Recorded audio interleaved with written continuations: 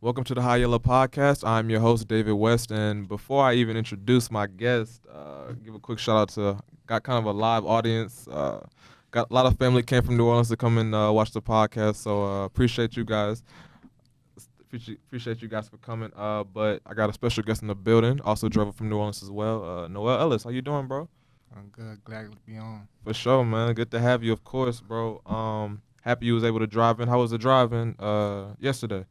It was cool. I always take this drive because I went to Texas A&M, Yeah. so I took the drive from New Orleans to Texas a lot. Yeah, at this point, it's probably like common practice. All the drives. I'm assuming you've made. But yeah, jump right into it, man. I'm happy you brought up A&M because we can go right into it, right? So if you don't know Noel, former college football player at Texas A&M University, and he's kind of since then transitioned over into coaching, man. That's kind of where I want to begin, if you wouldn't mind, because I feel like football is a big part of your ethos, man, and how you came up. So yeah, man, talk about it. Kind of, we'll double back and go into playing at A&M, but kind of making that transition to coaching, man. How's that been? It's been cool for me. At first, it was rough because I really didn't like the way my playing career ended. Yeah, So at first it was rough, but I kind of came to terms with the reality of it. It's just a challenge that I had to deal with, and I'm glad about the transition because I can now show kids and the youth that I'm coaching, the challenges that I went through, for so sure. they're better prepared for it. For sure, man. And you do this coach high school football Yeah. in the New Orleans area where you grew up, and kind of talk about New Orleans specifically because I had my dad on a few weeks ago, and we talked about this kind of how I feel like how I had to depart from New Orleans due to Katrina. I feel like I missed out on a lot of different aspects like family and different things of that nature, man. So just coming up in New Orleans, bro. Let's talk about it. How was it for you, man? What kind of I just mean, coming up? How, it was cool. I mean, a lot of people in New Orleans they say they don't like it and they want to get away. yeah, I don't really feel that way. I really love the city I come from. It has its negatives, but I like the positives about it. You yeah, know, you really in control of you know what you do in New Orleans. for Like sure. I stay away from all the negative things. I just stay in my own lane, Yeah. and it works for me. And For sure. Yeah, for sure. I think yeah, it's interesting you say people probably trying to get out of there. I feel like for me, man, just again how the way I had to exit out of there, it's probably that's what it is because I've heard it from people as well. They want to get out of there, but I feel like as you grow up in a certain area, you kind of you get a little tired of it and sick of it. But yeah, man, you came up in New Orleans. You started was football the first sport you picked up or actually, my first ball was basketball. oh really? Yeah, I I didn't like know that, man. Let's talk yeah. about it. So yeah, I played all sports really when I was young. I played basketball, soccer, uh, football at Terrytown Playground. Okay, I really pride myself on being a all around athlete. for sure, for Playing sure. everything and playing everything really helped me as an athlete. Growing up. Hmm. So when what age were you playing basketball? How I, early on? I think I started at like 8 years old, 7, 8 years 8 old. years old. And then when did you ultimately decide to pick up a football? When did that kind of come around? Around the same time. It's just when I got to high school, as I got older, I felt like I had to like stick to one sport, to Yeah. perfect the craft of it, Mm.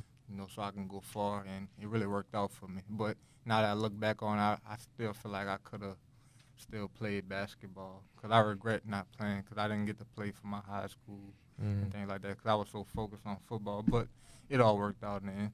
Yeah, for sure. I'd say so, man. You went to Carr, and I think from the outside looking in, man, Carr is always dominant. Like I try to keep up with high school football as much as I can because I feel like in the South, especially, I had my man Larry on a few weeks ago as well. We was kind of diving into how prominent football specifically is in the South, man. And the conclusion we kind of came up with is that for a lot of people of color, that's really the only way out, right? So that's the only way to. So you'll have the most competitive teams be in the South, right? So what kind of going to Car, man? How was the competitiveness and how was your time there, man? How'd you enjoy it?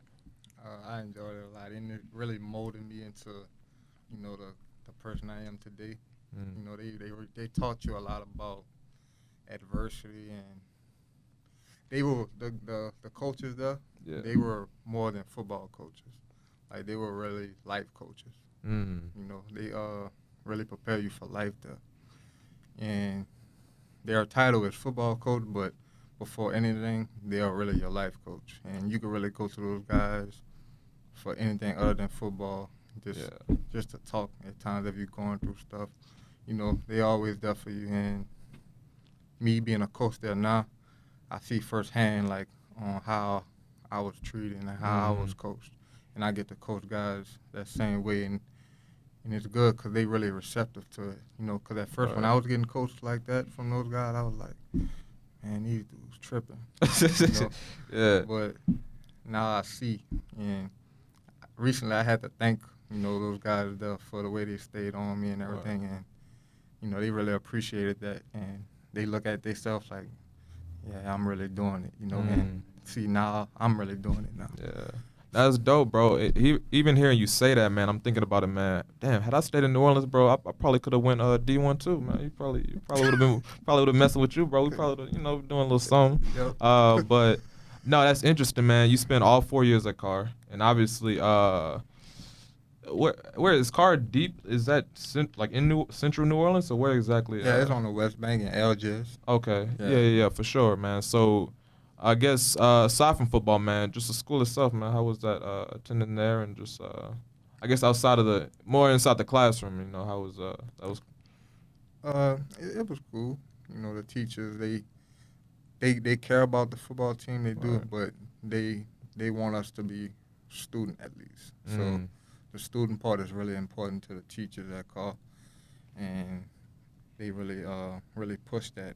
But they support us in athletics as well. yeah, I could imagine, man. How difficult is that student aspect of it, man? Because I feel like, again, on the outside looking in, man, how I watch Carr be a top team every single year. I would imagine that they hold you guys to the highest of standards, right? So I could imagine, uh, I'm sure it's like almost like a college environment, right? Because it's man, they expect greatness out of you guys. So how was the pressure dealing with that on a day-to-day basis? Uh, that's great you say on a day-to-day basis Yeah, because that's a lot of what we talk about. It's really not about the X's and O's all the time. We really push each other to be the best we can be every mm, single day. You mm, know, and we talk about accountability a lot. Talk about brotherhood. Pride and discipline, mm, things like that. So with the accountability part, we always say that everything starts with yourself. So to hold someone else accountable, you always got to hold yourself accountable first before you right, can do that. So we just preach the little things, little things all the time. And if you can't do the little things, you definitely can't do big things. So mm. it's always small things we talk about. So really discipline. For sure, man. And I could imagine, like you said, the coaching was great. I'm sure they look how you came out, right? So, um, freshman year, right? You come in. Were you guys? How did you guys start off when you first got there? Because I know senior year, I believe y'all won the state title, Uh-huh. right? So, was that success all 4 years, or how did it kind of play out when you first entered Card? If you can remember, I know it's been a little minute. It's been a couple. When I first entered Carr, they really had real talented players, and Mm, when I first got there, we didn't have no state championship since like 1994. But we always had great players. Like when I first got there, it was like the beginning of the process of what we of are the now. dynasty, really. Yeah, Word. that was the very beginning of the dynasty that we have. And the players that we had, some players are in the NFL, some went on to play big time college ball, and I really give those guys a lot of credit for what Carr is today. Guys like Munchie Lego, uh, Cornelius Lucas. Are these guys in the NFL today, or Some of them are, and some okay? of them are out coaching like I am. Got you. Yeah. They're doing their thing. Got you, man. And then bring up QB1, bro. You put me on that last night, bro. I got to go ahead and finish watching it cause a little acting in there. You know what I'm saying? So what was going on with QB1? Kind of, I guess you had a little background into what was going on. I think that was filmed. Yeah, Uh, so QB1 that was just like Oh, for the Uh, people watching, we talking about the documentary on Netflix. He put me onto it last night, man. He had a yeah, little a snippet in yeah. there. So my first season coaching, I was at Warren Easton High School. Yeah, With my dad and like I just mentioned, Munchie Lego. yeah. He's the quarterback coach at Warren Easton, offensive coordinator. So QB1 is a series on the top quarterbacks that they handpick in the nation. Mm. So they handpicked a quarterback from Warren Easton that year. I think that was 2018, 2019. Yeah. So his name is Lance Jones. He's at Maryland University right now. Okay. Okay. And yeah, that show was really about him. I the cameras used to be around like every other week Wow. and everything. Just Shit. following him around, follow him in class, follow him at practice Mm. for games and stuff like Did you that. have a chance to meet him? Have you ever chopped it up with him at all? Yeah, I used to talk to him a lot. They used to talk to me, talk to all the other coaches. Yeah. Yeah. Yeah, man. So Easton and Carr, man, because that was a big part of what you showed me last night, man. How they ended up playing. That was a state title, right? They played for Hmm. in the dome. Um, I guess what are some of the differences, man? Because I look at it, two dominant high school teams, a lot of success in the past 4 years, like you mentioned. What's that rivalry about, man? Because you know, It's a real deep rivalry because I and feel like you got a good perspective, man. You having coached there, both places, and then yeah, playing at Carr, yeah. So it's a real deep rivalry, and it kind of really got deep and intense over the past few years. It Okay. wasn't always like that. It kind of just got like that. With some guys that went to Carr, they're at Easton now, and some guys that coached at Carr at Easton. So Yeah. some guys that Because both schools are in New Orleans. yeah. Okay. So and it's an intense rivalry, but at the end of the day, it's all love. All right. It's good friendship, but it's a real competitive rivalry between the coaches and the kids. Mm. No, it's interesting you said that. Again. I really feel like I really can correlate it to like a college environment, man. Because again, man, you guys are the top of the state, and y'all battle it out just about every year, especially as of late, man. Um, Kind of want to dive into senior year, man. Because that was that the only time you were part of the state team, or did y'all that the only time y'all went to state your senior year, or? Uh, Actually, no, we went to state my sophomore year and junior year, but we lost those 2 years. Oh shoot. Yeah, so that's why. And it's crazy. I wanted to talk about like the process. The process. Yeah, let's get into it. Yeah, for sure. So in a process, sometimes you gotta fail, Of course. and that's what happened in the dynasty process of Carr. Mm. We failed at first, and feeling that failure, it only drove us to wanna, come together even more so we can get that end result that we wanted. Yeah. And we had to do some deep evaluating to see what we were doing wrong, even evaluate the things we were doing right, so we can ultimately put it all together. Mm. So my sophomore year, we had a lot of talent.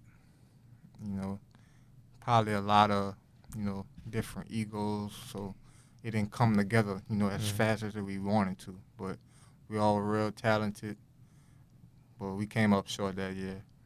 You think the Eagles was a part of it? Because I feel like every great team, you're gonna have those. Whenever a dynasty doesn't work out how it's initially planned to, it's almost. I feel like the narrative is always egos, man. It's a lot of talent. It's trying to balance those egos. You think that's what it was your sophomore year? Yeah, probably. I probably had to. Yeah. Okay, Egos. for sure. Yeah, egos. Yeah, Right. and then the following year, my junior year, I have to say egos again as well. Mm. You know, so going into my senior year, we made that a thing. Like, look, it's not about me. It's not about you. It's not about him. It's not about no single individual. It's about all us and what we can achieve together. Mm. And we really preached brotherhood a lot going into my senior year Yeah. and accountability. Like going into my senior year, our coaches really didn't have to coach us.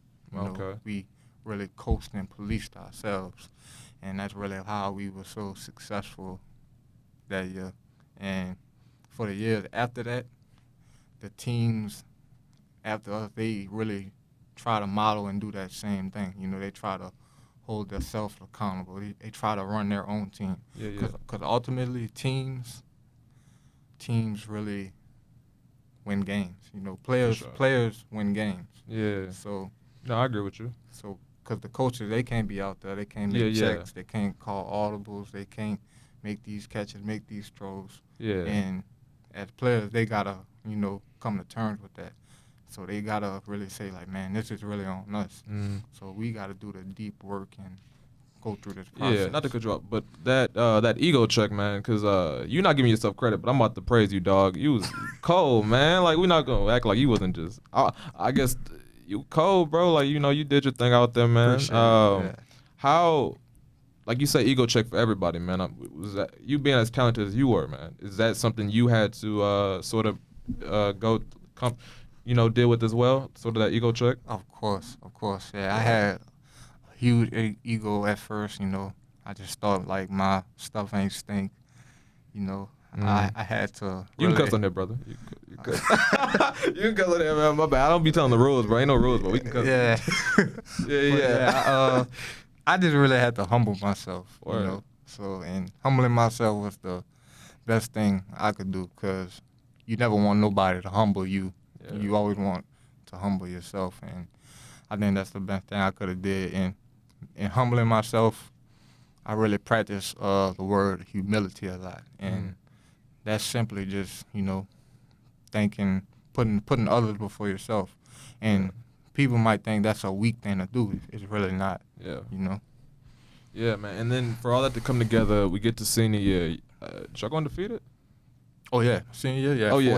14. No, yeah. Run me through that, man. Let's before we even get to state, man, because obviously that was a big deal, losing 2 consecutive years, going on to win state. Yeah, your senior year especially. Run me through that season, man. What was that like, man? Just going undefeated.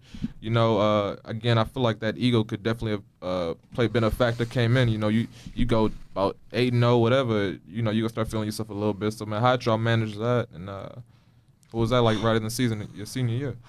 Man, it was easy. Really? It was a breeze because, like I said, we failed before. We failed the 2 years before. So coming around that third time, we knew everything we had to do. We had the experience. We had the talent. We had the team chemistry. We had the brotherhood. We had the discipline, the accountability. Everything was there. Yeah. So it was really easy, bro. It was smooth sailing. We took it week by week, want to know every week. That's what we said. And at the end of the year, we went through the process and we got the end result we wanted. Right. So y'all played in the Dome all 3 years? Mm-hmm. Okay, so y'all already had some familiarity.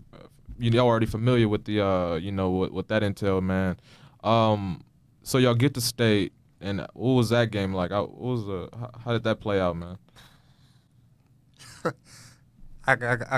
I'm laughing because I remember this like it was yesterday. Like walking in the Superdome my sophomore year and junior year, I'm just looking up like, wow, this is the Superdome. Yeah. Like, wow, this is where the Saints play. Mm-hmm. Wow, look at those bright lights. Yeah. Like, this is the Superdome. For sure. So senior year, just walked in there like tunnel vision, like on a mission. Like, it's time. Like, we been here before. Like, we know what we got to do. And not only had that mindset, everybody on the team had that mindset. Like, we got off the bus, we walked in the Superdome, just walked straight to the locker room, got dressed, got ready for practice, And then the very next day it was game time. We just knew what we had to do. It was handle y'all's business. Yeah. It was really it was a business at that point. It's like we were on a mission, So we just had our tux, had our suitcase, like let's go. Okay, for sure, man. And then obviously y'all went on to win it.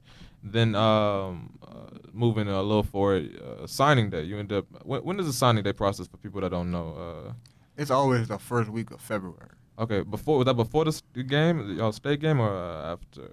After. It was after. Oh, okay, it was after. Okay, state championship is always like the second week in December. Okay. Yeah. Signing day is usually the first week in February. No, I'm happy you said that because it all fits in the timeline. Then, so you end up signing. What besides A&M? Where else were you thinking about potentially going to? I considered Tennessee and Knoxville and Mm. Ole Miss and Oxford, Mississippi, Mississippi State, Starkville, and Colorado. So that was my top five. But I really wanted to play in the SEC coming out of high Yeah, school. You the know, competitiveness. I yeah, imagine. Yeah. it's a real competitive conference, and coming out, I really wanted to be a part of that. Did LSU offer you? Nah, they didn't. No. They Is that where didn't. you? Was that one of the places you? I guess. Where did you? If there was a place you could have went that you wanted to, or was A&M that place where you wanted to go? So growing up, I was a big fan of LSU, big Yeah. fan of Miami. You know those schools, but Mm. being a prospect, being a recruit, you know, I think I really felt like all of that had to go out the window. So I had Yeah. to you know, train my mind to start fresh and really evaluate these schools. Yeah. And I had some mishaps in the process. You know, I really wish I can get the process back, but you know, what's done is done. It's all good. Of course. And then so you end up signing with A&M. You get to College Station, right? And something I know about you, man. You really low key chilling, man. I know how you feel about Texas, man. You say it's bigger than anywhere else, right? And Mm-hmm. in College Station, having been there a few times and kind of seeing how they do things around there, man. What kind of transition was that, bro? Because like I said, College Station is a college, like it's College Station, you know. So Yeah, you real know, you college humble town. dude, be chilling, real quiet. You know, how was that transition for you?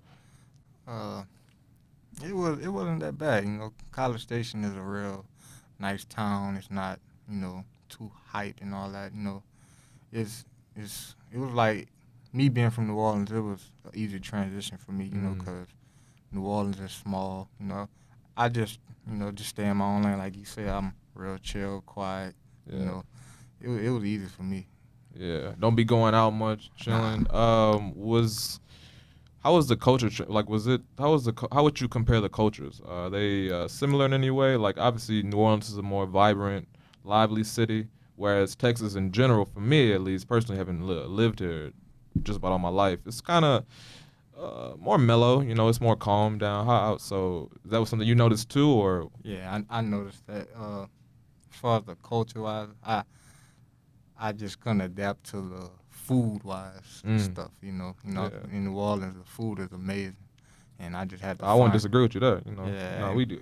We right. I had to find ways to adapt to the food out here, Mm. but it was all right. You know. Yeah, so get there freshman year, man. Before we talk about your process, man, I gotta ask you, bro. Johnny Manziel, man. What the hell, bro? What's that like, man? What was playing with that dude like of all people, man? Cause I came to a few of your games, got to see both of you play, man, and just the character. This is obviously, without question, one of the most entertaining people in college football history, man. So you kind of got an inside view, man. What kind of dude he was. I think it's 2014. Or when did you enter? 2013. 2013. Yeah. So yeah, man, what was bro like?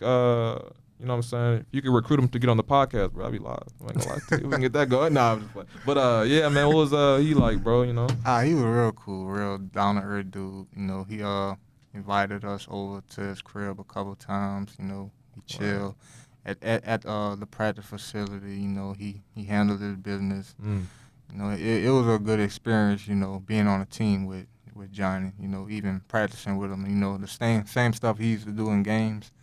He used to do that stuff in practice, and it was amazing to see. Yeah, definitely. As a fan looking in, man, I probably admit, man, not only did the two of you put me on college football, man, but you know A&M specifically, because like I said, I got to come to a few games, got to watch you guys ball out, man.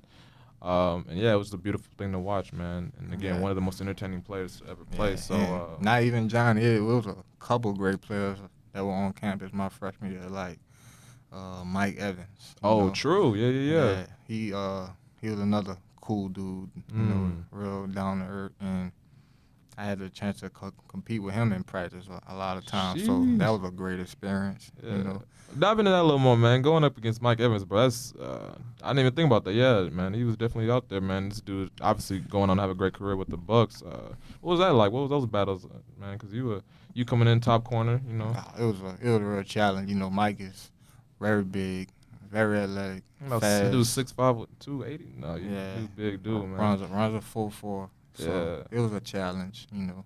But he definitely made me better as a defensive back. So Or it was a pleasure going up with him. You know, he would get me, and I would like really want to go with him even more, just to challenge myself and to get a win against yeah, him. yeah, You know. yeah. So yeah, man. A&M as a whole, between the lines, bro. How was I guess we'll go straight freshman year, man. How was that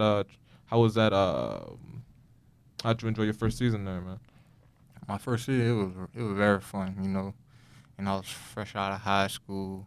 You know, coming into college football, something I always wanted to do. I always Yeah. wanted to play college football. I grew up playing NCAA football on a PlayStation all Mhm. day. So when I finally got there, I was like, man, it's here. You know, I wrote down goals, academic goals, freshman year goals, you know, and I set out to meet them. You know, it was very fun. I used to make plays and practice, you know, just competing against myself, my peers, and everybody else in the conference and the Mhm. nation. You know, my freshman year was very fun. Looking back on it, man, the freshman year specifically, do you think you accomplished those goals you set out for yourself? You know. Yeah, I had about 25 tackles. I forced like 3 turnovers. For sure. You know, and I didn't make SEC all freshman. Mhm. That's a goal I had for myself. I didn't get to get that one, but Yeah. you know it's all good. Was the competitiveness? I could imagine it was exactly what you expected. SEC, you got the LSU's, the Floridas. What was that like going against those teams week in and week out? Uh, going against going against those teams week in and week out, it's the best of the best. It's like the mini NFL, like the NFL Yeah. of college. You know, going against Auburn. Then the very next week you got Alabama. Mm. Then the next week after that you might have Ole Miss. You know, it was a real challenge, and me myself, I like challenges. You know, Yeah. because things worth having don't come easy. You know, Mm. so those challenges like really prepare me for life that I'm going through right now. Got you, man. That's a big thing, man. I could imagine just being a finally get to that college football, and then I can imagine the life lessons they teach you, man. You know. So you kind of hinted at it earlier, man. You ended up redshirting. You know, you had you had a situation, man. I'll let you kind of tell your story about that, man, and if you wouldn't mind, you know, getting hmm to that and stuff, you know. So So yeah, when after my freshman year of college, it really hit me like, yeah, this is real like life, you know, and yeah, life hits you when you least expect it. You know, things hit you that are sometimes really out of your control, and that's when you have to lean on your faith. And that's something I didn't do all the time. You know, I always growing up, I tried to lean on my own understanding. You know, mm, and as I grew up more, and I'm still growing, you know, my faith is building even stronger. But it really started after my freshman year in college when I was diagnosed with diabetes, and you know, going into my sophomore year, my freshman year, I was the dime yeah, cornerback, so that's like a reserve mm, cornerback. You know, I accepted that role being a freshman. You know, everybody doesn't come in and play right for away, sure, of course. so I accepted that role. And going into the next year, I was supposed to step into the starting role. Yeah, You know, and doing what I was having to do. I was going to work. I was going to class. I was handling my business. You of know, course, of course. doing everything that I can control to the best of my ability. And you know, I just started losing weight. You know, I went from like 182 to 156, Wow. Yeah. and it didn't happen just like that. Yeah, of It course. happened Gradually, you over know. Yeah, time, yeah, yeah. and I was just like, man, what's going on? Like I was losing my You had eye. no idea what was happening. I was losing my eyesight. I was peeing too much. I was Yeah. drinking a lot, and just losing weight, losing strength. Mm, You know, I was just getting real small.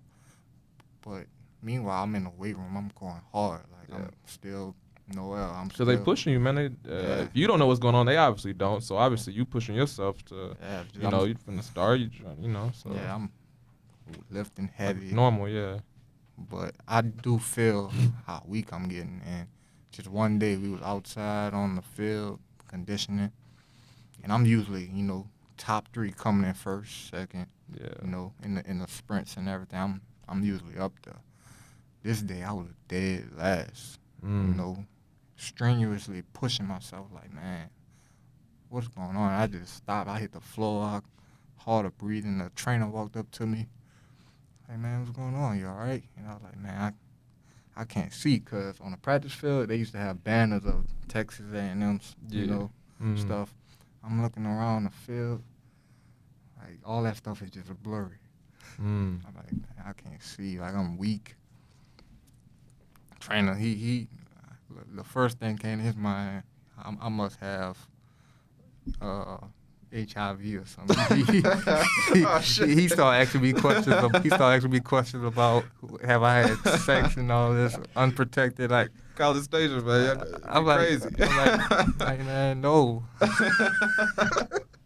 So, so he get me up. They bring me to the hospital. I get my blood sugar tested. Yeah. Blood sugar is at 1,019. You gotta break that down because I haven't. So How does that? Is that So a normal person's blood sugar ranges between 90 and 120. okay?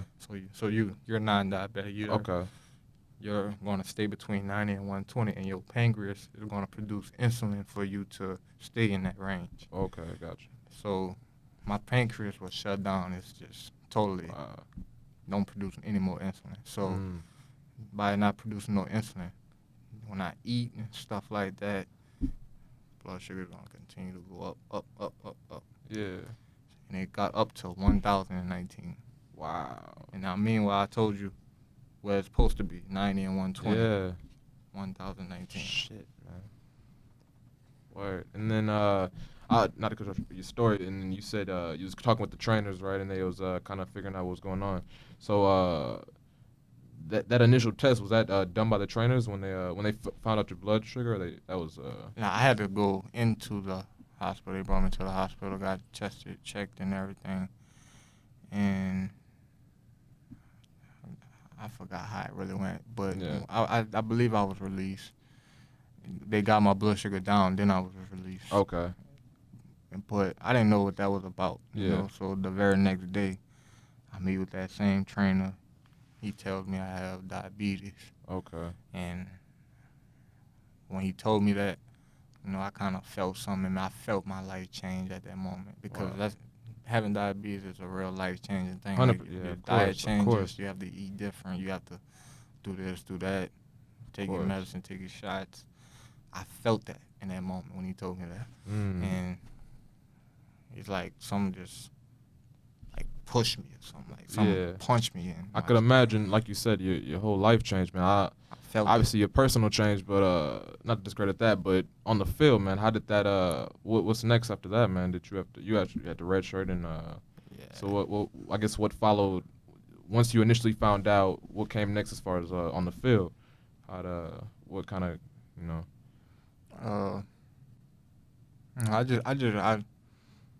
I really was uneducated on what diabetes really was. Like, yeah. I thought I was about to die or something. Like, I didn't really know. So, they just educated me on what it was and, what I have to do to, come back from this. It was another challenge, like I talk about. It was a challenge for me, a challenge, and that I'm still dealing with today, and that I've accepted, I have to deal with for the rest of my life. Yeah, not to beat on a dead horse or anything, but you kind of talked about at the beginning how it affected your football career and how it didn't end the way you necessarily wanted it to. I guess over time, how have you been able to cope with that and just move better from that, man? Yeah, so 'Cause I can imagine it's a tough thing, man. And that me getting diagnosed with diabetes, that was just something that was totally out of my control. Of course, man. There's nothing I could do to reverse that, or I couldn't question God. That's what He put on me. For sure. something I have to deal with, and that's just something I really try to tell the kids that I coach today. Yeah. You're gonna deal with things now and later in your life that you can't control, and a big quote they learned from me is to just respond. Mm-hmm. It's not about the adversity you face; it's about how you respond to your adversity, and that's Mm-hmm. all I tell them to do, man. Just respond to whatever situation it is that you're facing, that you're going through, that's giving you trouble. Just respond to it. Don't let it, overcome you or defeat you. Yeah. And they they look at me as like, yeah, this dude is really strong. Like You are, man. he know, and I appreciate that. I really try to be. I try to be that example for those kids and That's dope. anybody. Yeah, that's dope, man. And especially again, you coach at Car now. You play it there, so obviously the respect's already there. They know what you brought, So I guess kind of finishing off, kind of going back into the coaching aspect of it, man. You said you installed a lot of game, a lot of wisdom on these kids, man. What's some of what's your favorite part about coaching them? Do you see a lot of yourself in them? I could assume. Um, Yeah. As far as a player, I see myself in some of them. mm, Their ability and how gifted they are athletically. yeah, I see a lot of myself in some of them, but in all of them, I do see myself in just how not lost they are, but just trying to how figure much it out. how much just trying to figure out and just how much guidance they need. That's my favorite part of being a coach is just guiding them, being guidance for them, Yeah, and that's my main reason for getting into coaching was to make a difference. word, man.